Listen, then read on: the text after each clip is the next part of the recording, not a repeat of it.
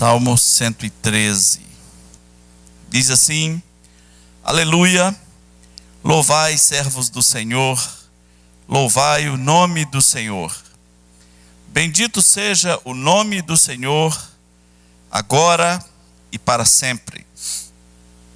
Do nascimento do sol até o ocaso, louvado seja o nome do Senhor. Excelso é o Senhor acima de todas as nações, e a sua glória acima dos céus. Quem há semelhante ao Senhor nosso Deus, cujo trono está nas alturas, que se inclina para ver o que se passa no céu e sobre a terra? Ele ergue do pó o desvalido e do monturo o necessitado, para o assentar ao lado dos príncipes, sim, com os príncipes do seu povo. Faz que a mulher estéril viva em família e seja alegre, mãe de filhos. Aleluia. Vamos orar. Nosso Deus, te damos graças porque o Senhor inspirou o livro de Salmos. Te damos graças por cada salmo maravilhoso que pode ser aplicado a tantas situações de nossa vida. Que hoje aqui, meu Senhor, diante desse salmo, escrito pelo salmista, mas inspirado pelo Teu Santo Espírito, que hoje aqui a nossa alma encontre consolo e razões para Te louvar sempre. Pedimos em nome de Jesus. Amém. Irmãos, um pecado ou um erro crasso que eu tenho observado na cristandade, no povo cristão, no povo que se diz o povo de Deus, em relação a Deus, é uma visão reducionista de Deus. Me parece às vezes que o nosso Deus é muito pequeno, ele é muito reduzido por nós mesmos. Por exemplo,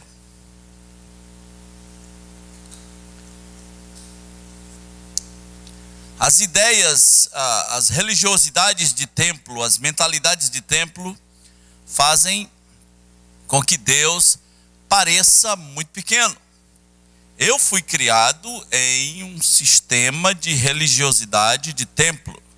Aquele lugar aonde nós nos reuníamos era a casa do Senhor. E era o templo do Senhor. Durante um bom tempo havia uma frase escrita: o Senhor está no seu santo templo. Estava uma frase lá na frente: o Senhor está no seu santo templo. Cale-se diante dele toda a terra. E me lembro também que havia um mandamento para as crianças, que era: guarda o teu pé quando entrares na casa do Senhor. E qualquer pessoa que observa o contexto de guarda o teu pé quando entrares na casa do Senhor, sabe que aquele versículo de Eclesiastes tem a ver com fazer votos, não é?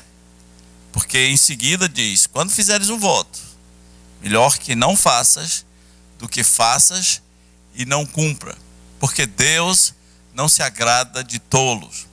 Mas no contexto que eu fui criado, não tinha a ver com fazer votos, tinha a ver com não se mexa.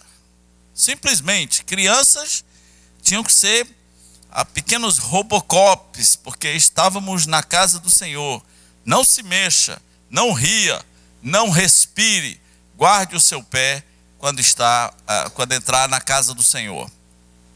As ideias de entrar na casa do Senhor e sair da casa do Senhor sempre foram complicadas para mim. As músicas, tinha uma música que era cantada para despedida do culto, e a letra era mais ou menos assim: que Deus viesse nos despedir, né? Vem, despede-nos, Senhor. Eu não quero me despedir de Deus. Que Deus é esse que eu vou me despedir dele? A ideia era mais ou menos assim: Deus, fica aí que eu vou embora. Terminou o culto, né? Deus, fique aí que eu vou embora. Conheci uma igreja, eu fui contactado por uma igreja do Sudeste, fui contactado informalmente, mas era uma igreja tão formal que eles não acreditavam, não concebiam a ideia de que alguém desse avisos no culto dentro da casa do Senhor. Então o que eles faziam? Eles terminavam o culto para poder dizer: agora nós podemos dar avisos, porque o culto acabou. Irmãos, quem é esse Deus que colocamos dentro de uma caixa? Quem é esse Deus que colocamos dentro de um sistema e ele tem que caber dentro do nosso sistema? Não é o Deus do Salmo 113. O Salmo 113 revela Deus como estando acima de todos os limites, de todas as barreiras que nós mesmos colocamos para Deus. Ele é um salmo muito importante para os judeus, porque ele é lido em todas as festas da Páscoa. Tem um momento que eles chamam de Seder, que precede a refeição principal. Então é lido o Salmo 113. E depois disso é lido o Salmo 114 e o Salmo 115. Do que trata o Salmo 113? Eu gosto muito desse salmo. Quando cheguei aqui em 1995 e entrei para o pastorado aqui em 1996, uma das primeiras coisas que fiz foi ensinar uma música sobre o Salmo 113. Do que trata o Salmo 113? Ele trata de louvor a Deus como estilo de vida. Uma vida que louva a Deus. Não o Deus dos religiosos, não esse Deus que você criou, colocou dentro de uma caixa, esse Deus que você se despede dele, mas o Deus que se apresenta nas Escrituras. E você vai conhecer um pouco de como ele se revela hoje. Deus diz na sua palavra que nós temos o dever de louvá-lo. E você lembra que eu falei que nós temos uma visão reducionista, uma visão pequena das coisas em relação a Deus? E nós também temos uma visão muito pequena do que é louvar a Deus. Na cabeça da maioria dos crentes, se você fala assim, nós vamos louvar a Deus, o que o pessoal pensa? Nós vamos cantar. Ou seja, você só louva se cantar, né? Existe a hora do louvor, que é a hora de cantar.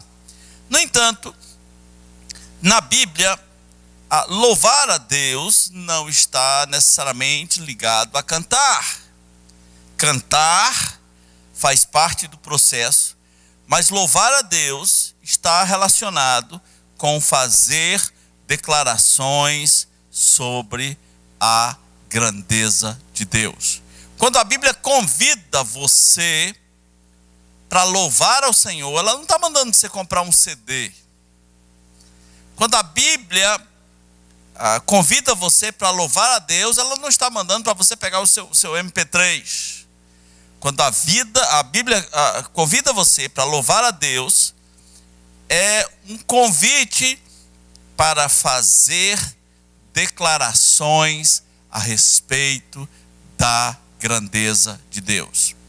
E nós, pobres religiosos, também somos fracos em relação a isso. A palavra louvor significa elogio. Outro dia eu estava num churrasco em algum lugar e tinha muita gente que pensava bem diferente de mim, assim, pessoas bem malucas. E tinha uma pessoa assando uma carne e alguém falou assim: vou colocar um louvor. Aí ligou o CD e aí veio a fatídica música: e quem falar mal do pastor vai ser comido de bicho. E aí o outro já entrando na unção disse: eu gosto tanto desse louvor. Que louvor, gente? Louvar a Deus é elogiar a Deus. Que negócio de comida de bicho? Quem é que louva a Deus com essas besteiras? Louvar a Deus é coisa séria, né? Já pensou se você fosse fazer uma declaração de amor para o seu namorado, ou para a sua namorada, e ele olhasse nos seus olhos e dissesse: quem fala mal do pastor, não faz sentido, né? Você vai fazer declarações para a pessoa. Então é assim que louvamos a Deus, quando declaramos com palavras, com música ou sem música, a respeito da sua grandeza. O Salmo 113 está cheio dessas declarações. Quem é convidado para louvar ao Senhor no Salmo 113? Os servos do Senhor. Louvai, servos do Senhor. Você é servo do Senhor, amém ou não amém? Então a Bíblia diz: louvai, servos do Senhor, e louvai o nome do Senhor. Por que o nome do Senhor?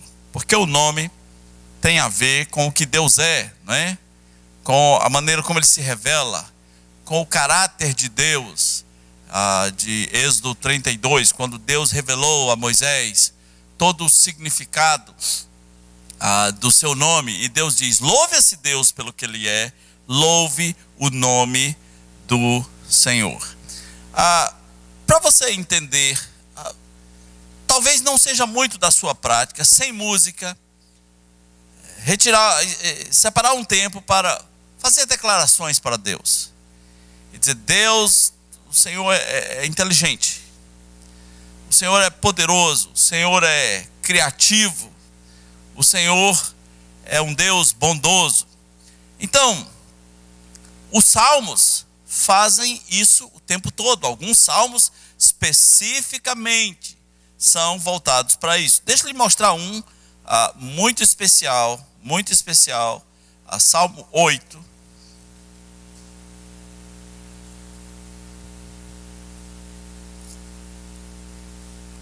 Salmo 8.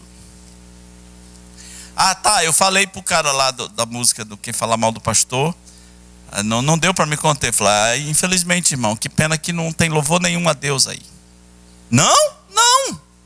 Tem uma música com letras engraçadas, mas Deus não foi louvado. Não foi dito: o Senhor é grande, o Senhor é santo, o Senhor é tremendo, o Senhor é belo, o Senhor é criativo, o Senhor é poderoso. Não foi. Olhe como é que se louva a Deus.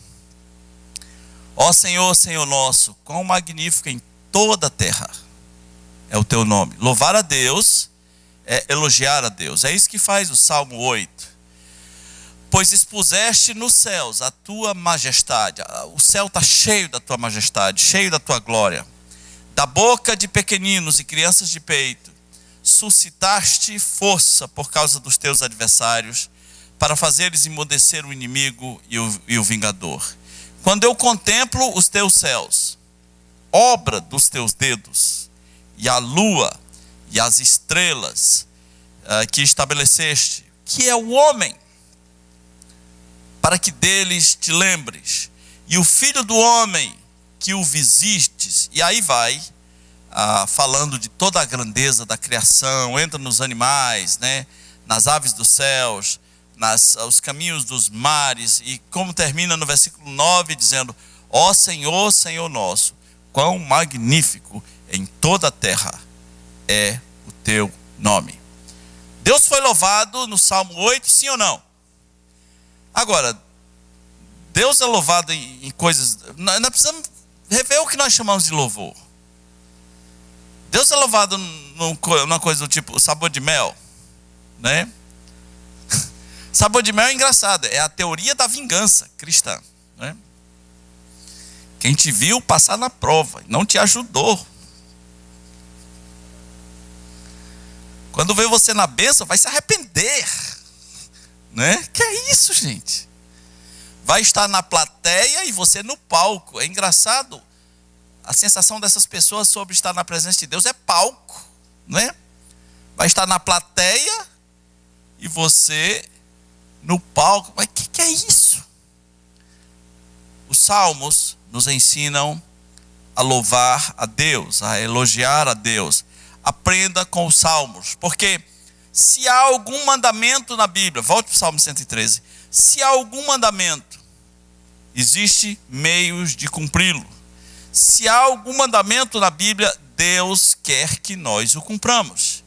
E esse mandamento faz muito bem, que é o mandamento de louvar a Deus. Os servos de Deus devem louvar a Deus.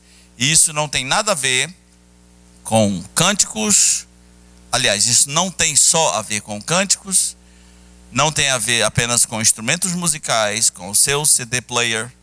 Isso tem a ver com o quanto você reconhece a grandeza de Deus e o quanto você está disposto a dizer isso para Ele. Senhor, Tu és poderoso, Tu és bondoso. Agora, quanto se deve louvar a Deus? O Salmo 113 nos diz que nós devemos louvar o Senhor do nascimento do sol até o ocaso, do nascimento do sol até o pôr do sol.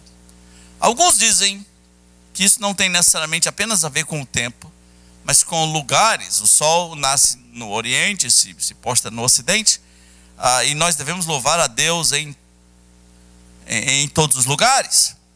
Mas tem a ver com o tempo também.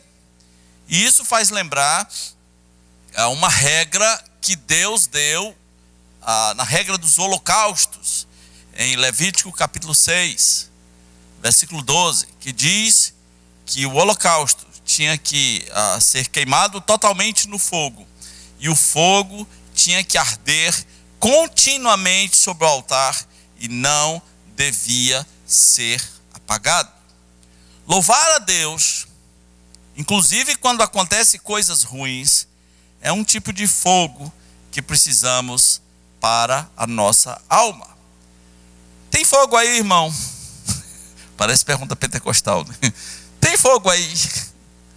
Você tem louvado ao Senhor? Não estou perguntando se você escuta CD. Eu não estou perguntando se você tem cantado. Eu nem estou perguntando se você canta no culto. Eu estou perguntando, você tem louvado ao Senhor? Você tem tirado momentos para pensar sobre a grandeza de Deus? Uma pessoa que quer louvar ao Senhor em todo o tempo, ele vai fazer isso, inclusive em meio a circunstâncias adversas. Lembre quando Jó perdeu tudo, lhe trouxeram notícias ruins. Chega uma pessoa e fala, a fazenda queimou, morreu o gado. Chega o outro e fala, seus filhos morreram. E mesmo em circunstância adversa, Jó louvou o nome do Senhor. Ele disse, o Senhor deu, o Senhor tirou, louvado seja o nome do Senhor. Ele é Deus, Ele sabe o que está fazendo.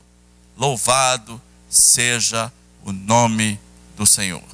Agora, no Salmo 113, a grandeza de Deus é mostrada de uma maneira tão ampla para nos levar a pensar de que essa grandeza deveria nos fazer louvá-lo. Olhe comigo a partir do versículo 4. Diz assim: excelso é o Senhor, acima de todas as nações, e a sua glória acima dos céus. Quem há semelhante ao Senhor nosso Deus, cujo trono está nas alturas, e que se inclina para ver o que se passa no céu e sobre a terra. Há muita coisa aqui sobre a grandeza de Deus. Há declarações aqui que deixam até os judeus numa saia justa, porque talvez os judeus pensassem assim: Deus é o Deus de Israel, e pronto. E as outras nações talvez tenham os seus deuses, mas Ele é o Deus de Israel. E aí o Salmo 113 diz que Deus é excelso acima de todas as nações. Não era um caldo fácil de engolir essa ideia de que Deus é Deus não apenas dos judeus. A Bíblia tem umas declarações esquisitas sobre Deus. Por exemplo, quando nós começamos a ler Gênesis, e nós percebemos que o foco de Deus está em Abraão, na família de Abraão, e aí nós pensamos assim: não há povos que sirvam a Deus além de Abraão. É como se fôssemos hipnotizados a pensar nisso. Não há. Depois essa família cresce e é escravizada no Egito. E nós pensamos assim: não há nada de Deus nas nações pagãs, em lugar nenhum da terra. Deus é o Deus de Israel, dos descendentes de Abraão. Aí de repente,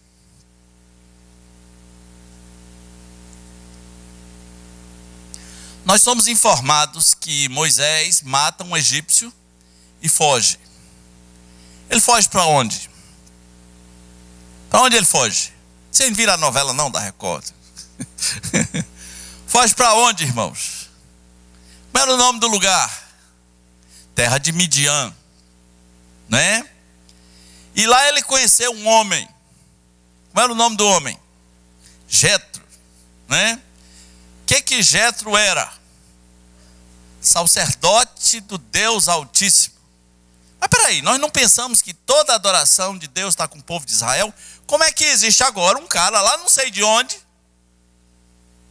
que é sacerdote do Deus Altíssimo? Quem ensinou para Jetro ser sacerdote do Deus Altíssimo? Eu não sei. Aliás, Deus Altíssimo é a primeira palavra da Escritura, Elohim. No princípio criou Elohim os céus e a terra. Esse Deus que se apresenta como Criador de todas as coisas é o Deus de quem Jetro é o sacerdote. Ele é o sacerdote do Deus Altíssimo. Uau!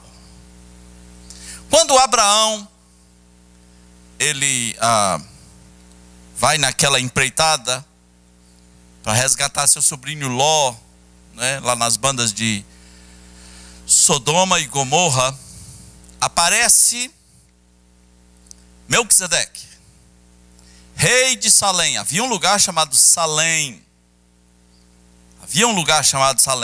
Rei de Salém. E Melquisedeque, ele é o quê? O que Melquisedeque é? Sacerdote do Deus Altíssimo, lá nas bandas de Sodoma. Qual o princípio disso tudo? De onde vem? Eu não sei. Eu não sei nem quem é Melquisedeque direito, embora tenha as minhas pistas. Mas vem lá, traz para Abraão. E havia um povo, os jebuseus, que aprenderam a servir o Deus Altíssimo. Como? Lembra de Balaão no deserto? Eu sou o Balaão, conhecedor dos mistérios do Deus Altíssimo. Uau! Tem Israel, e tem Balaão, e tem Melquisedeque, e tem Jetro e os midianitas. Então, Deus não é um Deus encaixotado. Ele sempre teve suas maneiras muito específicas de se revelar aos povos. Tem um livro de um missionário chamado Don Richardson, um livro de um missionário canadense, chamado O Fator Melquisedeque. Eu não sei se ele ainda é publicado no Brasil. O Fator Melquisedeque. E a tese daquele livro é que todos os povos têm uma pista para o evangelho pousar. Todos os povos, de alguma maneira, estão prontos em algum aspecto da sua cultura para receber o evangelho de Jesus Cristo. Cabe aos missionários descobrir essa pista, né? Já teve caso de missionário chegar em tribo distante e havia uma lenda é de que um dia chegaria alguém de terra distante para falar sobre o Filho de Deus, né? Deus tem as suas maneiras e Ele está acima das nações. Talvez isso seja um tipo de coisa que cause um ciúminho em Israel.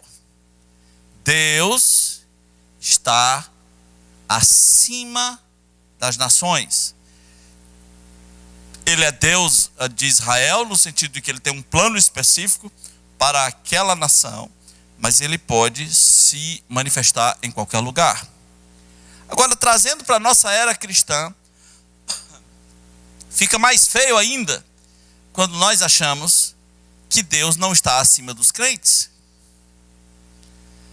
Fica mais feio ainda quando achamos que Deus não está acima da nossa denominação.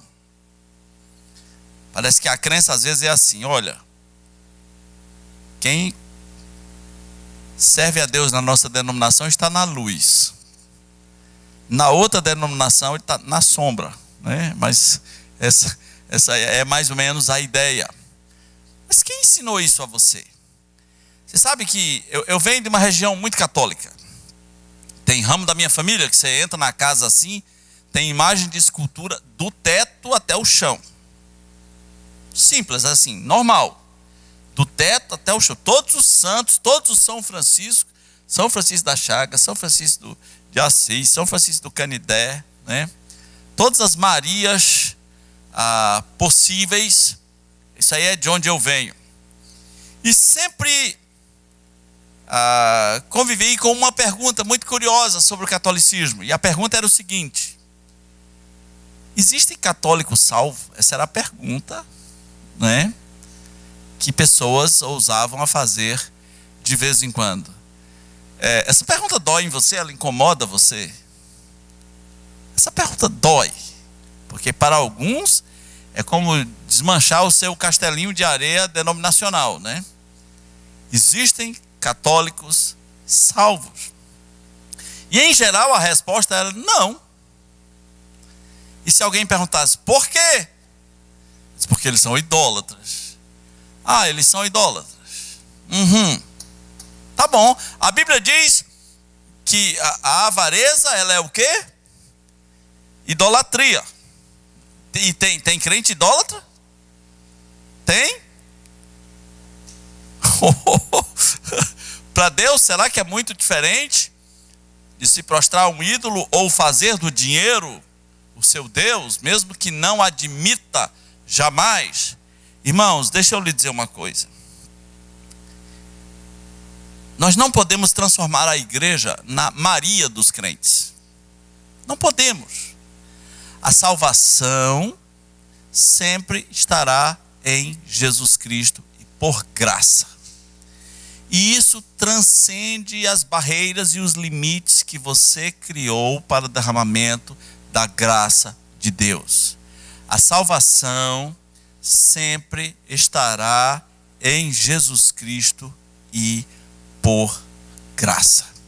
Nós somos tão limitadores de Deus que eu não sei se essa é a sua criação, mas a minha foi mais ou menos assim.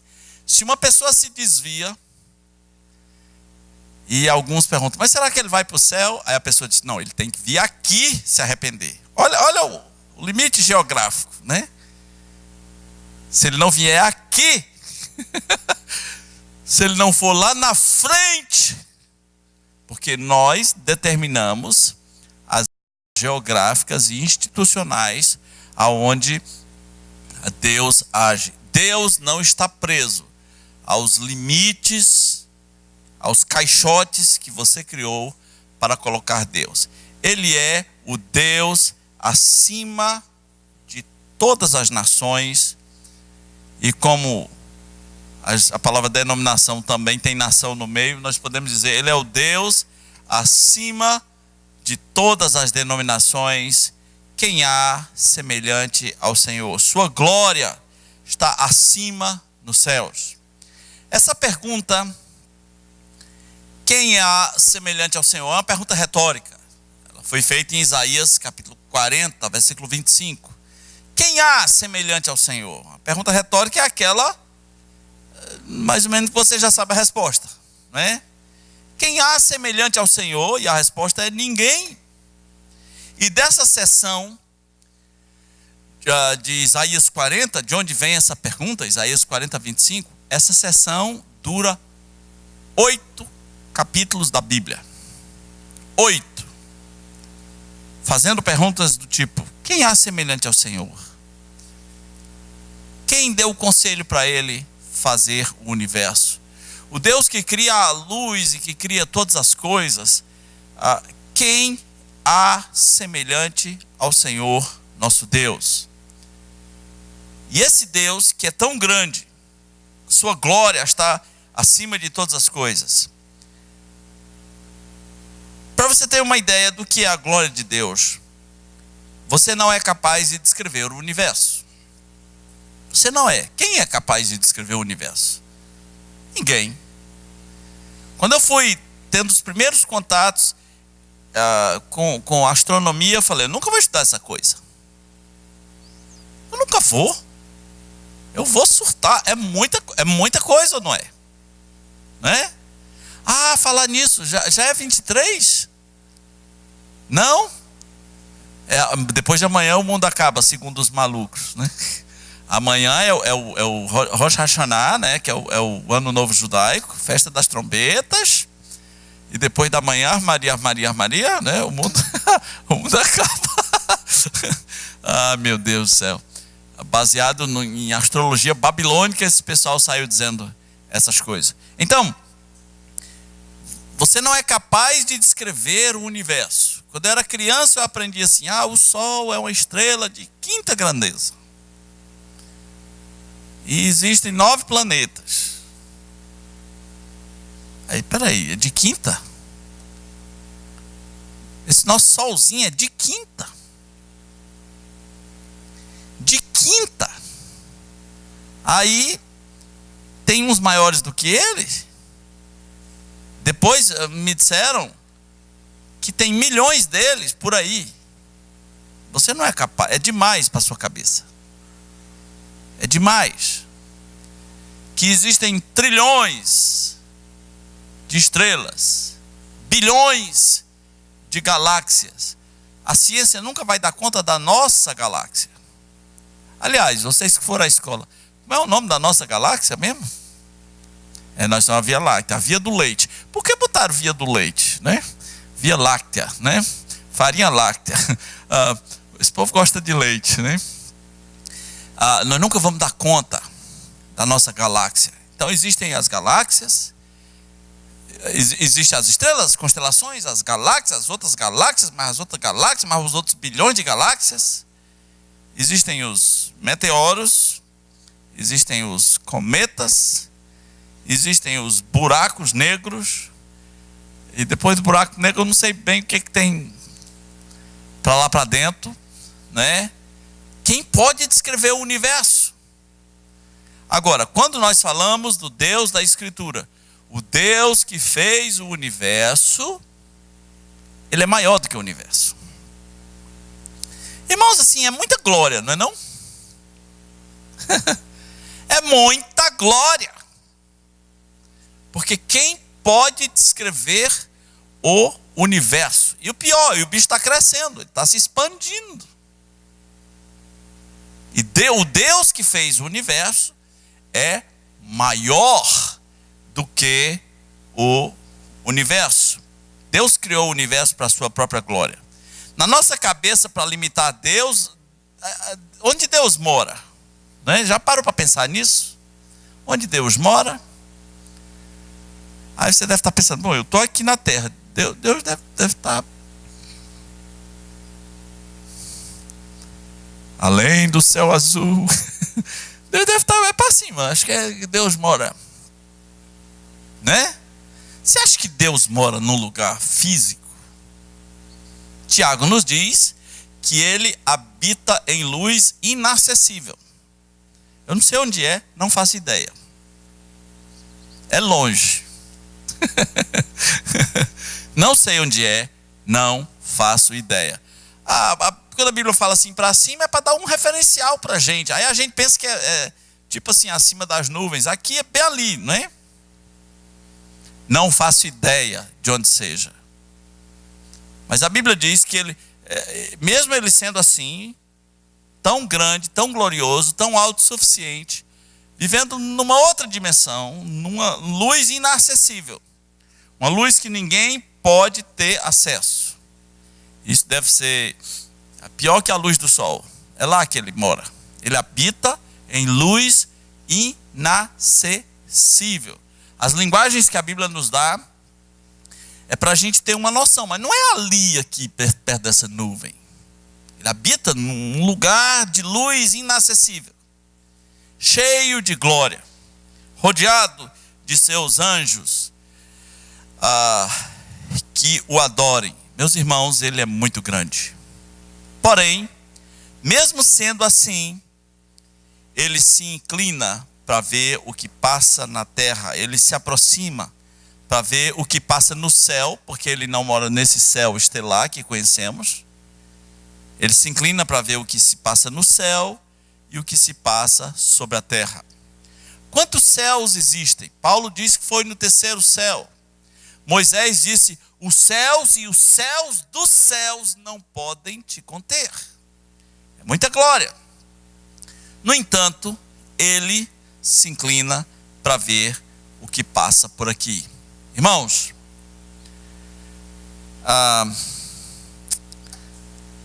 chega uma hora que a nossa mente não tem mais poder nem capacidade para descrever certas coisas. Mas por que Deus, sendo o que Ele é, devia se importar com você? Por quê? Se a gente pensar em termos de distância, quão distante em grandeza está Deus de nós? Deixa eu explicar esse negócio de distância para você entender. Quem já pisou numa formiga e matou? Provavelmente todos vocês, não é? Pisei e matei, e daí? Agora, quem ficou em pânico porque matou a formiga? Alguém? Não? Quem já viu uma formiga morrendo? Fora aquele menino da internet. Ai, que dó. Não tem um meninozinho, né? Fora aquele menino, quem é que já ficou em pânico ao ver uma formiga morrendo? Na verdade, você não está nem aí.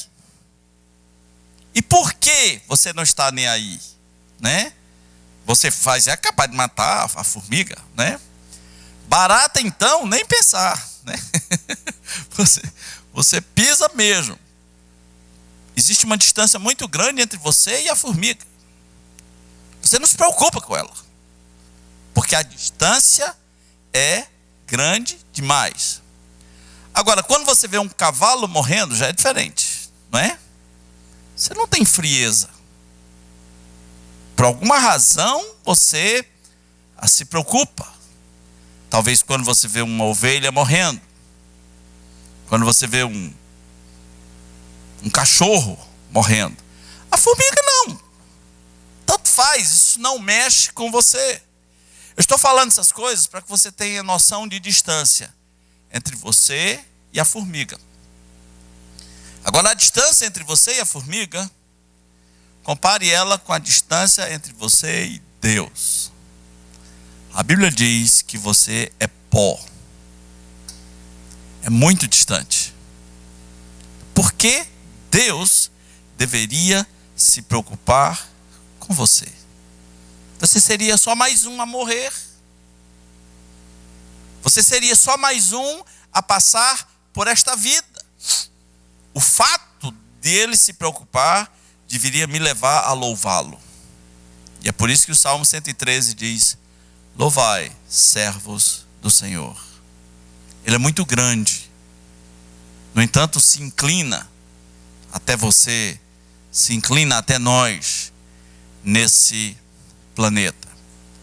E nós que queremos colocar Deus dentro da nossa caixinha denominacional de templo, nós não sabemos as coisas que esse Deus faz, que esse Deus tão grande faz.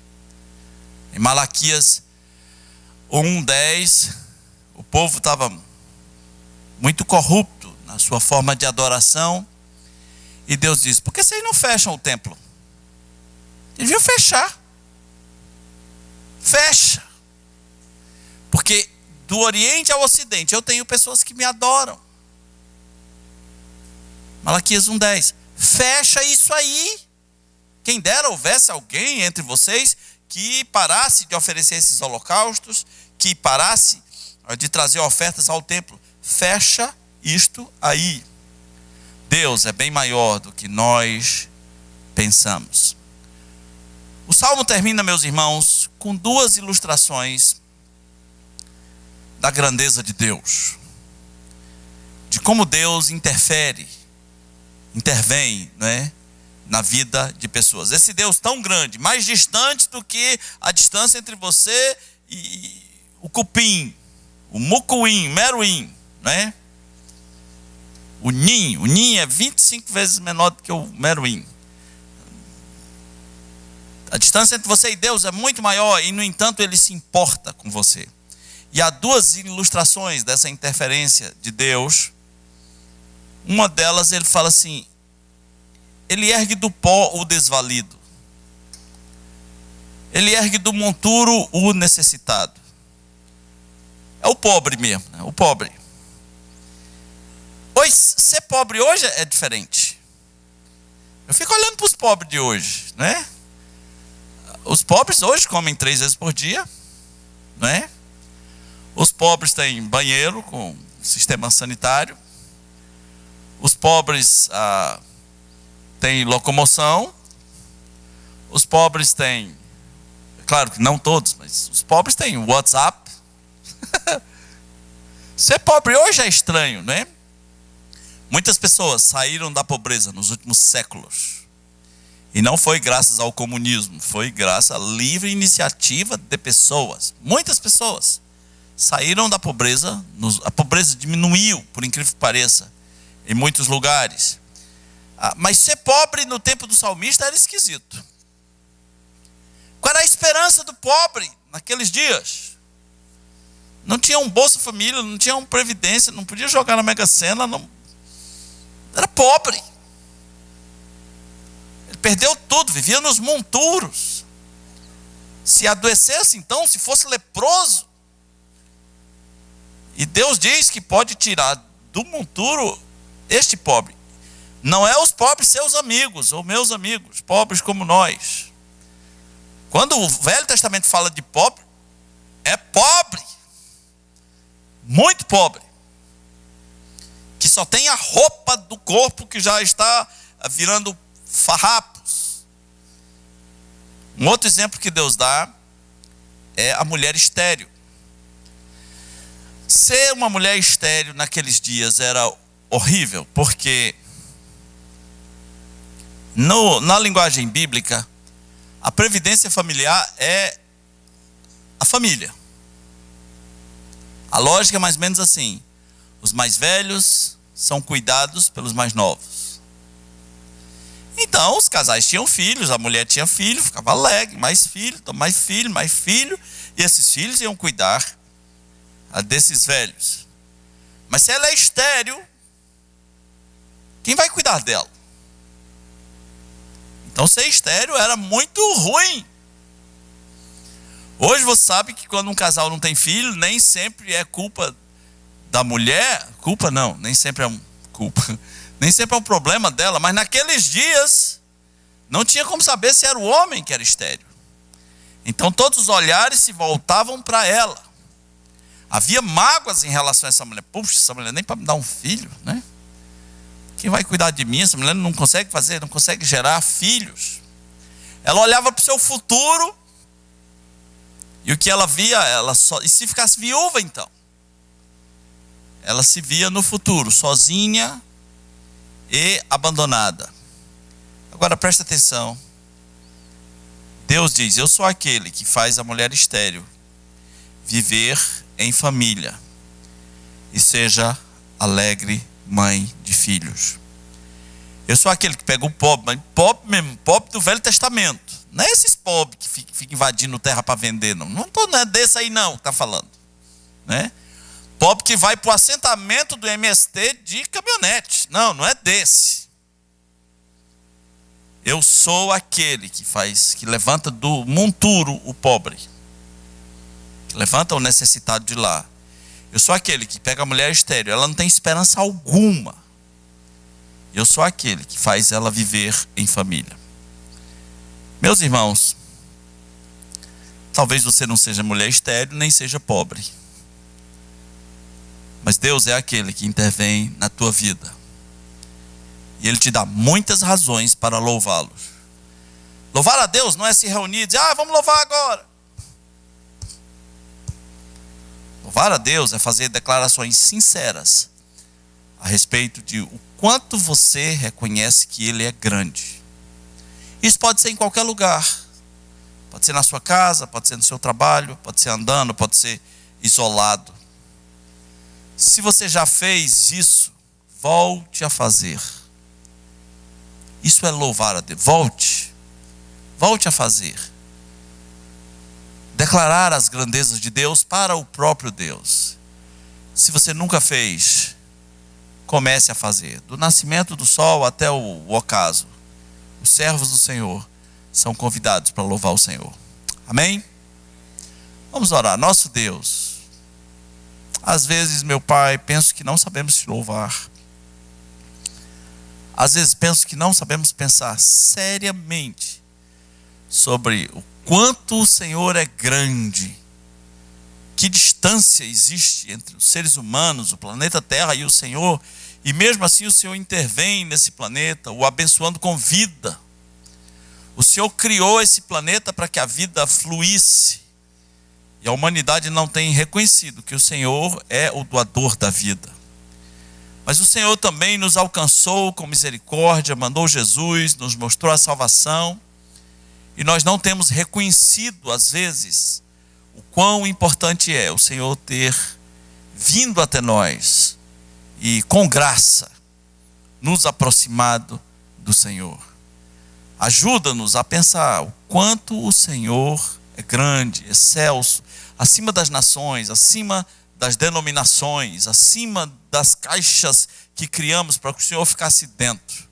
Ajuda-nos a ver a tua grandeza e a declará-la todos os dias em nossos corações e com a nossa voz. Pedimos que seja assim nas nossas vidas, em nome de Jesus. Amém.